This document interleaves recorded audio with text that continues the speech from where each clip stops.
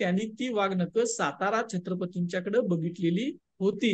शिवाजी महाराजांनी अफजल खान मारताना वाघनकं नावाचं शस्त्रच वापरलं नाही असं लिहून ठेवलंय की 1844 पर्यंत कशी वाघनकं अस्सल वाघनकं साताऱ्यातच आहेत, ज्याच्या पोझिशन मध्येच ती वाघनकं आहेत, ज्याला मिळाली अशी म्हटली जातं, तो दावा करत नाही ती शिवाजी महाराजांची आहेत, तो सांगतो ती रिप्लिक आहे.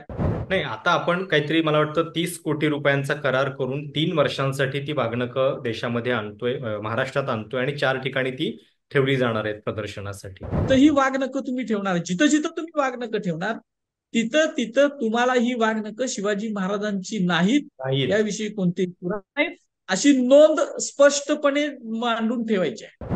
तोतया वाघनकं आणा लागले जी शिवाजी महाराजांची नाहीच आहेत, ज्याला पुरावेच नाहीत आणि असू शकत नाहीत. परत शिवाजी महाराजांचं आणि मराठ्यांचा महाराष्ट्राचा स्वाभिमान तुम्ही एक प्रकारे परत गहाण ठेवायला लागला इंग्रजांच्याकडं.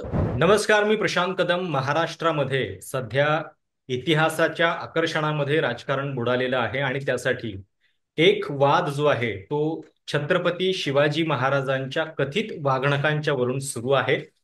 महाराष्ट्र सरकारनं खूप गाजावाजामध्ये अगदी लंडनमध्ये जाऊन ही वागणकं आपण महाराष्ट्रामध्ये आणतो आहोत असं सांगितलं.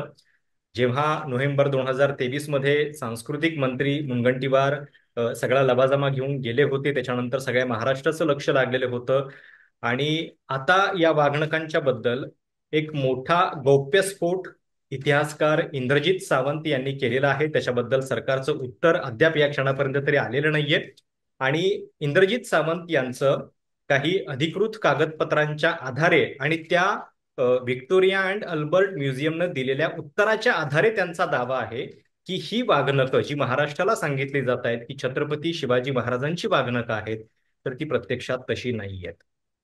पण मुळामध्ये ही वाघनकं आणण्यापाठीमागं सरकारचा हेतू काय आहे, त्या वाघनकांचं ऐतिहासिक महत्व काय आहे आणि या सध्याच्या वर्तमानामध्ये त्याला कशा पद्धतीनं म्हणजे सरकारचे त्याच्यातले अंतर्गत हेतू काय आहेत, या सगळ्याबद्दल आपण बोलणार आहोत. माझ्यासोबत आहेत इतिहासकार इंद्रजित सावंत. सावंत साहेब, सगळ्यात पहिल्यांदा तर तुम्ही जे सांगताय की ही वाघनखं ही छत्रपती शिवाजी महाराजांची नाहीयेत, तर थोडक्यात काय आहे त्याची सगळी पार्श्वभूमी आणि तुम्हाला जी कागदपत्र आणि तथ्य सापडलेली आहेत ती नेमकी काय आहेत? छत्रपती शिवाजी महाराजांनी अफजल खान वधाच्या वेळेला जी अनेक शस्त्र वापरली त्याच्यामध्ये वाघनख नावाचं एक शस्त्र वापरलं. ते लोखंडाचं असतं, पोलादाचं असतं, त्याला 4, 3, 2 अशा नख्या असतात. आपल्या सगळ्यांना माहिती आहे आता, ते तर प्रसिद्ध झालेलं आहे. आणि ही वाघनख 1818ला सातारच्या गादीवर प्रतापसिंह महाराज म्हणून आले. खर तर या प्रतापसिंह महाराजांना दुसऱ्या बाजीरावनं कैदेत ठेवलेलं होतं आणि ज्या वेळेला दुसऱ्या बाजीरावाचा पराभव इंग्रजांनी केला त्यानंतर त्यांनी सातारा छत्रपतींच्या गादीवर प्रतापसिंह महाराजांना बसवलं आणि थोडक्यात म्हणजे प्रतापसिंह महाराजांनी सातारा छत्रपतींच्या गादीचं पुनरुज्जीवन केलेलं आहे. आणि ही जी काही व्यक्ती होती प्रतापसिंह छत्रपती, ते खूप विद्वान गृहस्थ होते. इंग्रजी यायचं, हे स्वतः डायरी लिहायचे आणि यांना शिवाजी महाराजांच्या बद्दल खूप आत्मीयता, प्रेम, अभिमान, स्वाभिमान होता. आणि यातून त्यांनी स्वतःच्या डायरीमध्ये त्यांच्याकडं शिवाजी महाराजांच्या काही गोष्टी आलेल्या होत्या त्याच्याबद्दल ओघानं त्यांनी लिहून ठेवलेला आहे. बरं.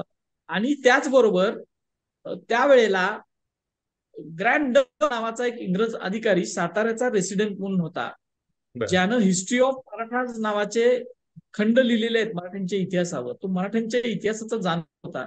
या ग्रँड डफची आणि प्रतापसिंह महाराजांची मैत्री होती. आणि त्याच वेळेला मुंबईच्या गव्हर्नरच्या पदावर लॉर्ड माउंट स्टुअर्ट एल्फिस्टन नावाचा एक इंग्रज अधिकारी होता, ज्यानं या बाजीरावचा वगैरे पराभव केला आणि ही सगळी जी काय दख्खन जो आहे ब्रिटिशांच्या झेंड्याखाली आणला, तो माउंट स्टुअर्ट एल्फिस्टन. त्याला सुद्धा इतिहासामध्ये गती होती, त्याला इतिहास जाणून घ्यायचा होता. हा लॉर्ड माउंट स्टुअर्ट एल्फिस्टन 1826ला सातारा दौऱ्यावर आला. त्यावेळेला त्याची आणि प्रतापसिंह महाराजांची भेट झाली माउंट एल्फिस्टननं त्यावेळेला प्रतापसिंह महाराजांच्याकडे शिवाजी महाराजांनी अफजल खान वधाच्या वेळेला वापरली ती भवानी तलवार आणि वाघनख ही बघितल्याची नोंद त्यानं स्वतःच्या पुस्तकात करून ठेवलेली आहे. एवढंच नाही, वाघनख त्यानं बघितलीत, अस्सल वाघनख बघितलीत आणि प्रतापसिंह महाराजांनी या भेटीची आठवण म्हणून त्या माउंट स्टुअर्ट एल्फिस्टनला एक रिप्लिका आयडेंटिकल म्हणजे अस्सल सारखी नक्कल ही भेट दिली. ही झाली एक गोष्ट. इथून खूप मोठा गॅप पडतोय, पण त्याच्यामध्ये मधी मधी लेडी पॉकलँड होती, मुंबईच्या गव्हर्नरची पत्नी, ती साताऱ्यात आली 1843ला. तिनं ही वाघनख बघितली, भवानी तलवार बघितली आणि तिनं तिच्या चावचाव नावाच्या पुस्तकामध्ये, ज्या प्रवास वर्णनामध्ये हे सगळं लिहून ठेवलं. परत अनेक वेगवेगळ्या प्रवासांचे वृत्तांत आहेत की त्यांनी ती वाघनख सातारा छत्रपतींच्याकडे बघितलेली होती. म्हणजे माउंट स्टुअर्ट एल्फिस्टनला 1826ला दिल्यानंतर सुद्धा ती वाघनख साताऱ्यातच होती, असे अनेक पुरावे आहेत.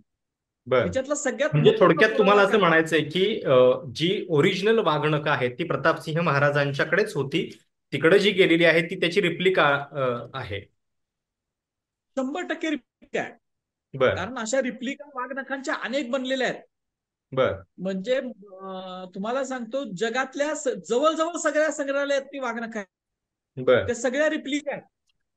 पण सगळ्यांच्यातल्या काही अशा संग्रहालयांचा दावा असतो की ती शिवाजी महाराजांनी अफजल खानला मारताना वापरली तशी आहे. म्हणजे त्या रिप्लिका आहेत सगळ्या. अस्सल वाघनख छत्रपतींच्याकडेच होती. आता ह्याच्यामध्ये इतिहासाची जर सविस्तर चर्चा आपल्याला करायची झाली तर गजानन मेहेंदळे नावाचे संशोधक आहेत.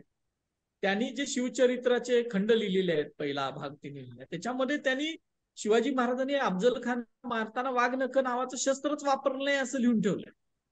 अशा अनेक संशोधकांची मत आहे, तिने वापरली नाहीत. माझं मत स्वतःच वेगळं आहे. मी ज्यावेळेला विषयावर एक प्रबंध लिहिला त्यावेळेला माझ्या असं लक्षात आलं की महाराजांनी खूप वेगवेगळी शस्त्र वापरलेली आहेत. खूप नवीन शस्त्र त्यांनी स्वतः डेव्हलप केलेली आहे. जसं मराठा मोठीची तलवार त्यांनी डेव्हलप केली. शस्त्रास्त्रांमध्ये तिने एक वेगळी क्रांती घडवून आणलेली होती, मराठ्यांच्या युद्ध पद्धतीत होती तशी. तसंच वाघनख हे शस्त्र त्यांनी वापरले होतं. हे माझं ठाम मत आहे. कारण अज्ञानदासाचा पोवाडा म्हणतो तो समकालीन आहे, सभासद म्हणतो तो समकालीन आहे, फक्त परमानंद म्हणत नाही. त्यामुळे ही लोक मान्य करत नाहीत. परमानंदच सगळं खरं असं त्यांचं म्हणणं आहे. ते इतिहासातल्या चर्चेचा विषय आपण जाऊ. आपल्याला महाराष्ट्राला वाघनख जी माहिती आहे ती साहजिकच की अफजल खानाची जी भेट होती त्या भेटीचा सगळा प्रसंग आणि ज्या पद्धतीनं ती भेट होत होती, ज्या बॅकग्राऊंडला होत होती ती बघता अशा पद्धतीचं एखादं शस्त्र वापरलं गेलं असू शकतं असं साहजिक आहे, कोणालाही वाटेल. तर त्या पार्श्वभूमीवरती या वाघनखांचं महत्व नेमकं काय होतं? म्हणजे जर आपण असं गृहीत धरलं की त्यावेळी ती वापरली गेली, वापरलेलंच आहे. माझा तर असा सांगतो की ते वाघनख नावाचं शस्त्र महाराजांनी वापरलेलं आहे. जो ते शस्त्र घालून स्वतः बघतो ना, आम्ही खूप प्रयोग केले त्या शस्त्रास्त्रांवर, तिथून स्वतः घालून बघतो आणि ते ज्या वेळेला कॉम्बॅक्टमध्ये, क्लोज कॉम्बॅक्टमध्ये आपण वापरतो त्यावेळेला त्या शस्त्रास्त्राचं महत्व कळतं. आणि महाराज हे खूप वेगळ्या पद्धतीनं सगळ्या गोष्टींकडे बघणारे होते. त्यांच्या चाली सगळ्या वेगळ्या असायच्या. शत्रूला एकदम सरप्राईज ते करायचे. तसं त्यांनी ते सरप्राईज अटॅक करण्यासाठी ते शस्त्र वापरलेलं होतं. त्याचा खूप मोठा प्रभाव असतो. पण आता हा भाग वेगळा की शस्त्र वापरलं का नाही काही लोकांची दुमत असेल, पण महाराजांनी शस्त्र वापरलं होतं असं माझ्यासारख्या अभ्यासकांचं म्हणणं आहे. आणि पण आता ते महाराजांनी वापरलेले शस्त्र कुणाकडे असेल तर हा सुद्धा तर्क आहे. म्हणजे 1818 हा त्याचं डॉक्युमेंट 1818ला ज्या अर्थी छत्रपतींच्या घराण्यात ते वाघनख होतं त्या अर्थी ते वाघनख, कारण 100-125 वर्ष झालेली त्या शिवाजी महाराजांना जाऊन त्यावेळेला. म्हणजे थोडासा आपण इतिहास सांगू की 1659ला मला वाटतं अफजल खानाचा वध झाला. 1659. त्याच्यानंतर पहिल्यांदा वाघनखांचा उल्लेख जो आहे तो 1818ला आहे का? म्हणजे प्रतापसिंह महाराजांच्या नंतर थेट प्रतापसिंह महाराजांच्या काळातच त्याचा उल्लेख मिळतो. आणि सातारच्या प्रतापसिंह म्हणजे अजून नाही असं नाही, कागदपत्र मिळतील, पण आपल्याला सध्या उल्लेख मिळालाय तो 1818 नंतरचा मिळालाय. आणि त्यामुळं तो खरं एक सुसंगत तर्काच्या आधारावर ते मान्य करावं लागतं. कारण छत्रपतींच्या घराण्यात शिवछत्रपतींच्या काही गोष्टी विजय चिन्ह म्हणून त्यांनी जपून ठेवलेल्या होत्या, अजून सुद्धा आहेत. म्हणजे आज सुद्धा सातारा छत्रपतींच्याकडं सिंहगडच्या समाधीमध्ये शिवछत्रपती ज्या शिवलिंगाचं दररोज पूजा करायचे त्याचं नाव होतं चंद्रशेखर बाण. बाण आहे असा तो. तो बाण सुद्धा आहे सातारा छत्रपतींच्याकडं. भवानी तलवार आहे शिवाजी महाराजांची. ती त्याच्यासाठी अनेक पुरावे आहेत. सातारच्या शाहू महाराजांच्या पासूनचे पुरावे आहेत. सातारच्या शाहू महाराजांची भद्रकाली नावाची तलवार त्यांच्याकडे आहे, कारण त्याच्यावर लिहिलेलं आहे, नावच कोरलेत. आमच्या करवीर छत्रपतींच्याकडे शिवाजी महाराजांच्या काही गोष्टी आहेत ना. शहाजी महाराजांची तलवार आहे, म्हणजे शिवपुत्र शिवाजी महाराजांच्या पिताजींची. ओके. त्यामुळे या गोष्टी आता वर्तमानामध्ये ही वाघनखं इकडं आणण्याचं हे जे एक सुरू झालं मिशन, ते नेमकं कशामुळं सुरू झालं आणि आता महाराष्ट्र सरकार जे करत आहे त्याला तुम्ही फसवणूक का म्हणताय?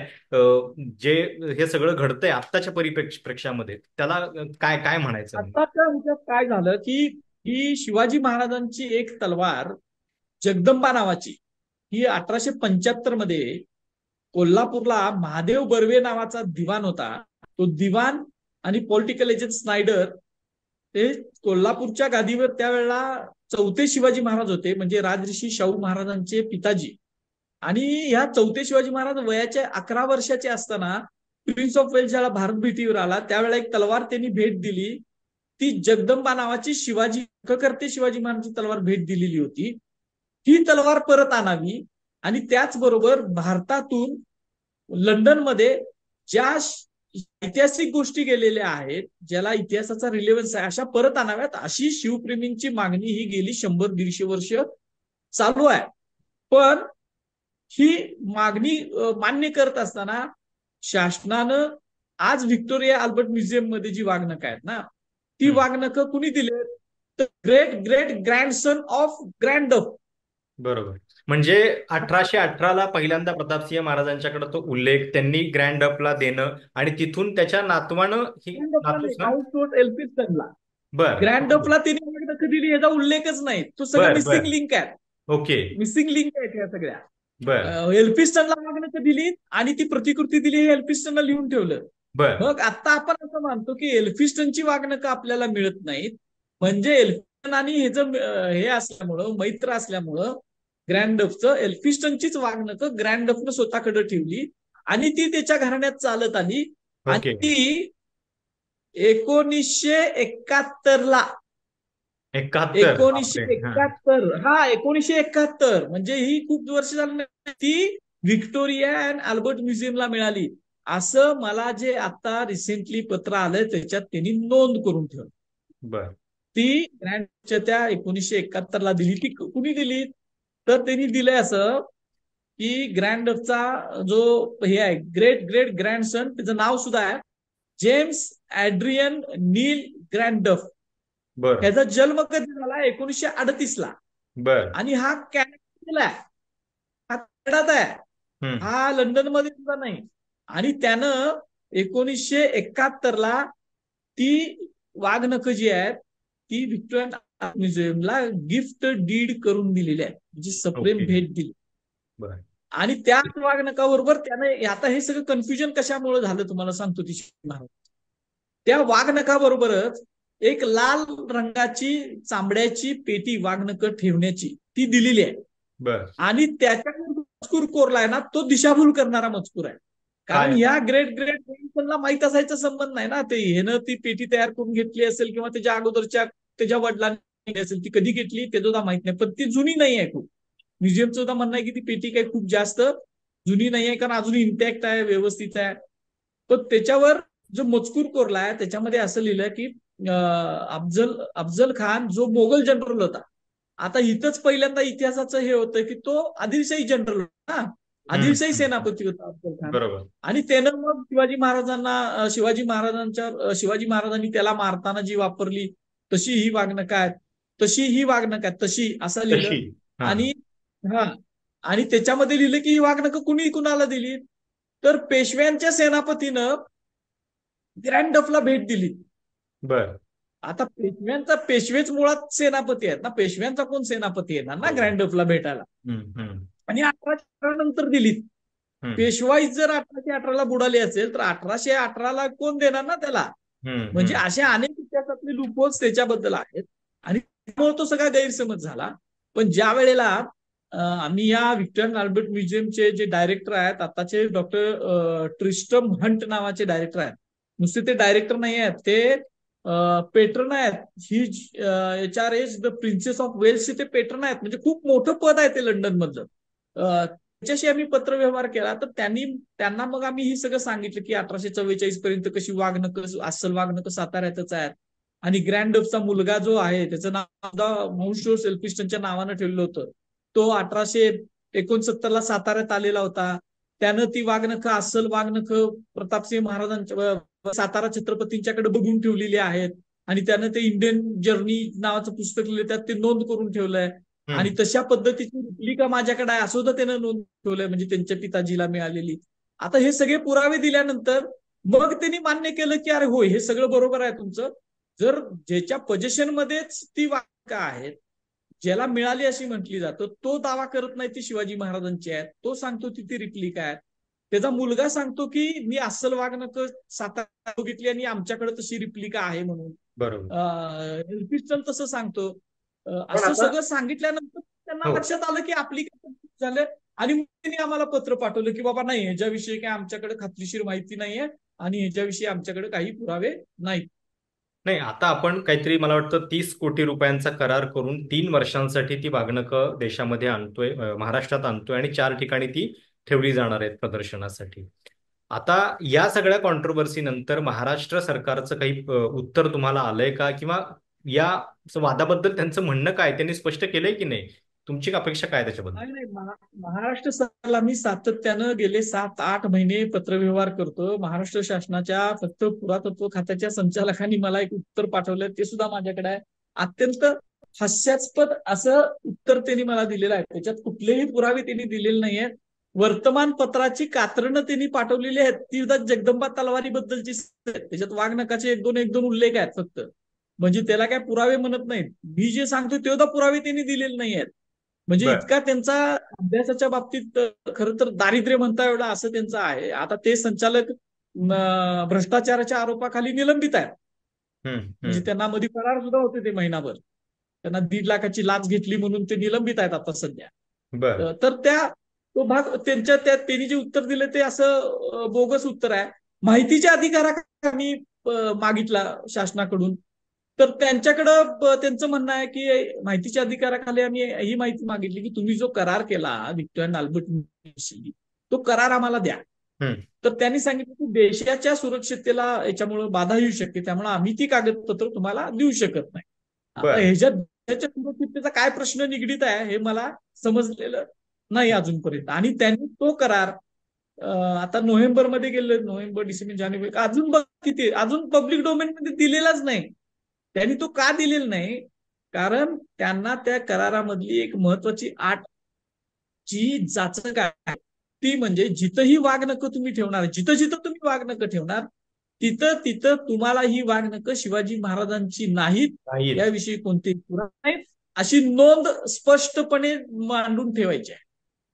असं ते ह्यांनी म्युझियमवाल्यांनी आठ घातलेली असणार आहे. कारण मला तसं लिहिलंय त्यांनी, तशी आठ आम्ही त्यांना आम्ही सांगितले त्यांना तिथं तुम्ही घालायचं म्हणून.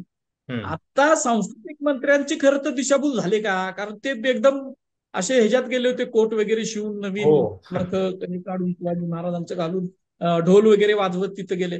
त्याच्या अगोदर जरा अभ्यास करायला पाहिजे होता. त्यांनी जे असा रमणा उघड आता ज्यांच्या संशोधकांसाठी त्यांच्या विचारधारेच्या थोडक्यात आता त्याला सांगत नाही मी, पण ते असा उघडून ठेवलाय, जसं पेशवाईत रमणा होता तसा उघडून ठेवला त्यांच्या याच्यासाठी. हम्म. त्यांना तर विचारायचं ना की वाघनखं अस्सल आहेत, नक्कल आहेत, वापरली न हो, वापरली. म्हणजे आता ते ते तसे नोव्हेंबरमध्ये गेले, त्याच्यानंतर 8 महिने झाले आता जवळपास. काय झालं त्या काही उत्तर नाही. वागणुकीचं, ती काय येत नाहीयेत हे प्रश्न राहिले बाजूला, आणि आता तुम्ही सांगताय त्याच्याप्रमाणे ती नाही येतच हे पण उघड होतंय. हो, त्याच वेळेला मी सांगितलेले नाही आहेत म्हणून. हम्म. त्यावेळेला सुद्धा मी पुरावे दिले होते. पण त्याच्यानंतर मला ही 2 पत्र आलीत ना. हम्म. व्हिक्टर अल्बर्ट म्युझियमची मला 2 पत्र आलेत. एकच पत्र आता बाहेर काढलं, लोकांपर्यंत दिलंय. अजून दुसरं सुद्धा पत्र आहे माझ्याकडे या विषयीचं. बरोबर. त्याच ते मार्च मध्ये आलं, ते आता जून मध्ये आलेलं मी लोकांना आहे म्हणून ते दाखवलं की बघा बाबा हे काय म्हणतात ते. हम्म. आणि खरं तर शासनाची जबाबदारी होती की तुम्ही शिवाजी महाराजांचा विषय अत्यंत संवेदनशील विषय हा, बरोबर. असा उगीच विषय नाही आहे. आणि हम्म. ह्याच्यासाठी तुम्ही म्हणजे लोकांच्या आपण नख कराच्या लावणं असं एक मराठीत वाक्यप्रचार वापरतो, तशा पद्धतीनं महाराष्ट्राची जी श्रद्धा आहे त्या श्रद्धेला नख लावण्याचा प्रकार जो आहे तो या वाघनकांच्या निमित्तानं होतोय का? आणि दुसरी गोष्ट म्हणजे, जर आपण आता तुमच्याही बोलण्यात तो उल्लेख आला की अफजल खानाच्या त्या भेटीवेळी केवळ वापरलेलं नव्हे तर कदाचित ते स्वतः इन्व्हेंट केलेलं सुद्धा शस्त्र असू शकतं महाराजांनी, तर त्याच्या पाठीमागची भूमिका स्पष्ट होणं किंवा ती लोकांपर्यंत अधिकाधिक पोहोचवण्यापेक्षा केवळ असं प्रदर्शन म्हणून एखादी गोष्ट आणणं आणि ती देखील म्हणजे ओरिजिनल नसताना, या गोष्टी जास्त चिंताजनक नाही आहेत का? माझं तर म्हणणं आहे की इतिहासामध्ये तोतया निर्माण होत होते बघा. हम्म. म्हणजे हो. सातारच्या शाहू महाराजांचा तोतया बरोबर. निर्माण झाला होता. सदाशिवराव भाऊचा तोतया निर्माण झाला होता. त्यानं गडकोट सुद्धा जिंकलेले होते. असे अनेक तोतये निर्माण झालेत मराठ्यांच्या इतिहासामध्ये. तसं तोतया वाघनखं आणा लागले, जी शिवाजी महाराजांची नाहीच आहेत, ज्याला पुरावेच नाहीत आणि असू शकत नाहीत. परत हम्म. इतके पुरावे आम्ही त्या वाघनखांबद्दलचे दिलेले आहेत की ती हम्म. शिवाजी महाराजांची असू शकत नाहीत. त्यामुळं ही तोतया वाघनखे आणताना शिवाजी महाराजांचं आणि मराठ्यांचा महाराष्ट्राचा स्वाभिमान तुम्ही एक प्रकारे परत गहाण ठेवायला लागला इंग्रजांच्याकडं. हम्म. कारण वाघनकं कायमस्वरूपी सुद्धा नाही आणत. तुम्ही 3 वर्षासाठी वाघनकं आणता, लोन वगैरे फुकट नाही देते, त्याच्यासाठी भरभक्कम कोट्यवधी रुपयाचं तुम्ही भरायला लागलाय, त्याला भाडं भरायला लागलाय. भाड्यानं कशी काय वाघनकं आणू शकता तुम्ही? हम्म. ह्याला काय स्वाभिमान नावाची गोष्ट आहे का नाही? अस्सल असती तरी तुम्ही भाड्यानं कशी काय आणू शकता 3 वर्षासाठी? नाही.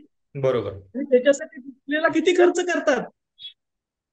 तर जो डिस्प्ले करणार आहोत आता त्या विक्टर अल्बर्ट म्युझियम मध्ये माझे अनेक मित्र जाऊन आलेले आहेत. अनेक पब्लिक डोमेन मध्ये सुद्धा व्हिडिओ आहेत. तिथल्या तुम्ही कपाटाच्या जवळ जाऊन त्याचा फोटो काढू शकता, तिथं व्हिडिओ करू शकता, अगदी जवळ जाऊ शकता त्या वाघनकांच्या. आणि इथं तुम्ही साताऱ्यात येऊन बघा, आता सगळं तयार झालंय. कोल्हापूरला आम्ही विरोध केलाय, पण साताऱ्यामध्ये तुम्ही येऊन बघा. साताऱ्यामध्ये सगळं डिस्प्लेचं तयार केलंय. त्याच्यामध्ये बुलेट प्रूफ ग्लास काय, त्याला ते सीसीटीव्ही काय, त्याला अशा 30-35 कोटी रुपये खर्च केले त्या डिस्प्लेला. हम्म. हम्म. हम्म. अरे हम्म. तुम्ही मला कळतच नाहीये कशासाठी चाललंय. म्हणजे जिथं जिथं लंडन जिथं आहे तिथं काहीच सुरक्षा नाही. तिथं तुम्ही सहज व्हिडिओ काढू शकता, फोटो काढू शकता. आणि तिथली एक गोष्ट तुम्ही लहानशी एवढी एवढीशी गोष्ट आणता आणि सांगता की त्याला बुलेट प्रूफ ग्लास आणि हे करणार ते करणार. म्हणजे तुम्हाला खोट्या गोष्टीचा, तोतया गोष्टीचा इव्हेंट करायचा आहे. हम्म. तुम्हाला तोतया जसं तुम्हाला अनेक गोष्ट आता ह्याच्यात ओघाओघात आले म्हणून सांगतो. जास्त थोडस बोललं तर चालेल ना? हो, हो, हो. विषयांतर बोला. सातारच्या शाहू महाराजांच्या नंतर रामराजा नावाचा एक माणूस सातारच्या गादीवर बसवला, नानासाहेब पेशव्यानं. आणि तो खरा ना असं महाराणी ताराबाईंचं म्हणणं होतं. आणि हे दोस सरदेसाईंनी सुद्धा त्यांच्या मराठी रियासतमध्ये लिहिलंय. आणि नव्यानं महाराणी ताराबाईंच्या वर डॉक्टर जयसिंगराव पवार सरांनी पुस्तक लिहिलंय. त्याच्यामध्ये तर ह्याचं सगळं त्यांनी दिलंय की तो कसा खोटा होता. तसं खरी गोष्ट, खरी शिवाजी महाराजांची वाघनकं राहिली बाजूला, तोतया वाघनकं आणून तुम्ही लोकांना दाखवा लागलाय. म्हणजे तुम्ही नानासाहेब पेशव्यांचे परत वारस आहात. हम्म. तुमची ती बुद्धी काय अजून गेलेली नाही. हम्म. मराठ्यांना फसवायची, महाराष्ट्राला फसवायची, हे पण या असं माझं. निमित्तानं एक म्हणजे इतिहासाकडे बघण्याची आपली जी एक उथळ आणि म्हणजे त्याच्याबद्दलची एक अनास्था जी आहे आणि एक अशी दृष्टी तुम्हाला दिसत नाहीये का? म्हणजे ज्या गोष्टी आपण जपायला पाहिजे, ज्या गोष्टींचं महत्त्व आपण वेळीच ओळखायला पाहिजे होतं, त्या आपण ओळखण्यात कमी पडलो आणि आता आपल्या अगदी काही क्षुल्लक राजकीय स्वार्थासाठी आपण लोकांना भ्रमित करतोय. काय म्हणायचं याला नेमकं? ह्याच्या पाठीमाग त्यांचं काय प्रेम आहे असं दिसत नाही ना. कारण शिवाजी महाराजांच्या इतिहासाचं डिस्टॉर्शन कायम या व्यक्तीने केलेलं आहे. मागच्या वर्षीच उदाहरण तुम्हाला सांगतो. मागच्या वर्षी शिवाजी महाराजांच्या राज्याभिषेकाची 349वं वर्ष, हो. त्यांनी ते 350वं वर्ष म्हणून साजरं केलं. आता या वर्षी खरं 350वं वर्ष आहे ना. हम्म. इतिहासाकडे बघण्याची आपली जी दृष्टी आहे तीच याच्यातनं थोडीशी उथळ आहे का? आणि ज्या पद्धतीनं सरकार या सगळ्याचा एक शो करू पाहते राजकीय स्वार्थासाठी, तर त्याच्याबद्दल नेमकं काय म्हणतं? नाही, ते तर आहेच. उथळपणा तर खूपच दिसतो ह्याच्यामध्ये. यांचं प्रेम सुद्धा दिसत नाही आहे आपल्या इतिहासावर. यांना फक्त शिवाजी महाराजांच्या इतिहासाचा वापर राजकारणासाठी करायचा आहे. बाकीचं ह्याच्यातून काय दिसतंय असं मला नाही वाटत, कारण त्या पद्धतीनंच सगळ्या गोष्टी त्यांची पावलं पडा लागलेली आहेत. आणि समाजामध्ये ते निर्माण व्हावी अशी सुद्धा सुप्त इच्छा त्यांची आहे का? या वाघनखाच्या आणण्यापाठीमाग जी खोटी आहेत वाघनख, एखाद्याला कळालं की सतसत विवेक बुद्धी जागृत असणारा माणूस किंवा शासन जर एखादी गोष्ट शिवाजी महाराजांची नसेल, ती शिवाजी महाराजांची आहे असं सांगणार नाही. आणि हे धडधडीत खोटं बोलून त्यांना त्याच वेळा नोव्हेंबरमध्येच सांगितलं संग्रहालयानं की शिवाजी महाराजांची नाही आहेत, ह्याच्याविषयी अनसर्टनिटी आहे, ह्याच्याविषयी पुरावे नाही आहेत. तरी पण त्यानंतर इथं आल्यानंतर ते बोललेत की शिवाजी महाराजांची वागणं आणतो, शिवाजी महाराज वागणं आम्ही आणणार आहे. म्हणजे खोटं बोलतात हे सिद्ध झालंय आता त्यांनी. तुम्ही इतकं खोटं बोलू नका ना. शिवाजी महाराजांच्या बद्दल राजकारण करायचं असेल तर तुम्ही राजकारण नाव घ्या शिवाजी महाराजांचं, त्याच्यावर राजकारण सुद्धा करा, म्हणणं नाही. खोटं बोलून करू नका. तुम्ही काम करा, दुर्गांचं संवर्धन करा, संग्रहालय उभा करा. हा तर राजकारणाचा विषय झाला, त्याच्याबद्दल आपण एक बोललो. पण जाता जाता मला तुम्हाला हे पण विचारायचंय की मुळामध्ये आपल्याकडं ऐतिहासिक वस्तू जपण्याबद्दलची जी एक अनास्था वारंवार दिसते. म्हणजे आता सुद्धा आपण चर्चा काय करतोय तर ती विदेशातली वागणं आपण इकडं आणतोय. तर मुळामध्ये अशा ऐतिहासिक वस्तू आपल्याकडं पूर्वीपासून का जपल्या गेलेल्या नाहीयेत? आता सुद्धा ती ओरिजिनल वागणं नेमकी कुठे असतील, जर असतील तर याचं उत्तर आपल्याला ठामपणे देता येत नाहीये. तर त्याच्याबद्दल जाता जाता नेमकं काय म्हणाल की एवढा सगळा समृद्ध वारसा आपल्याकडे असताना सुद्धा आपल्याकडे कायम ही जी अनास्था दिसलीये ती पण दुर्दैवी नाहीये का?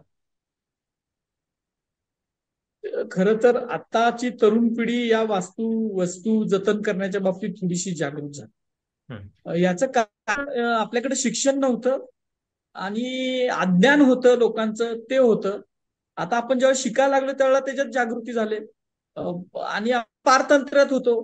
अजून सुद्धा वसाहतवादी दृष्टिकोनातनं आपण इतिहासाकडे बघतो ना स्वतःच्या. आणि त्यामुळं आपल्या वस्तू जतन करायचं सोडून, आपले किल्ले जतन करायचं सोडून आपण दुसऱ्या जे परकीय आक्रमकांची जी काही वास्तू आहेत, त्यांनी बांधलेल्या वस्तू आहेत, ते आपण जतन करतोय. म्हणजे खरं तर आणि शासनाची जबाबदारी आहे की अशा वस्तू गोष्टींबद्दल जनतेमध्ये प्रेम निर्माण होईल, त्यांच्यात आवड निर्माण होईल, अशा कृत्य शासनानं करायला पाहिजेत. आणि ते आपण थोडंसं कमी पडतोय. अवेअरनेस, राजकीय लोकांचा अवेअरनेस कमी पडतोय. आणि महाराष्ट्रानं इतिहासाचं भावनिक दृष्टीनं जे आपण बघतो इतिहासाकडं, इतिहास हा शास्त्रीय दृष्टिकोनातून बघायचा विषय आहे. पण महाराष्ट्र या विषयाकडे अत्यंत अतिटोकाच्या भावनिकतेनं बघत असल्यामुळं या सगळ्या गोष्टींचं आपलं नुकसान होतंय असं मला. धन्यवाद सर आमच्याशी बातचीत केल्याबद्दल. तर वाघनखांच्या वरून हा जो सगळा वाद सुरू आहे त्याच्याबद्दल नेमकी परिस्थिती काय आहे आणि वाघनखांचं ऐतिहासिक महत्व काय आहे, ज्या व्हिक्टोरिया अँड अल्बर्ट म्युझियम मधून ती येत आहेत त्यांचं या सगळ्याबद्दलचं मत काय आहे आणि ती कुठून कसा प्रवास करून आलेली आहेत, हे सगळं इतिहासकार इंद्रजित सावंत यांनी आपल्याशी बोलताना सांगितलेलं आहे. ही मुलाखत तुम्हाला कशी वाटली? तुमच्या काही सूचना असतील, कमेंट्स असतील तर त्या आवर्जून कळवा. चॅनल सबस्क्राईब करायला विसरू नका. धन्यवाद.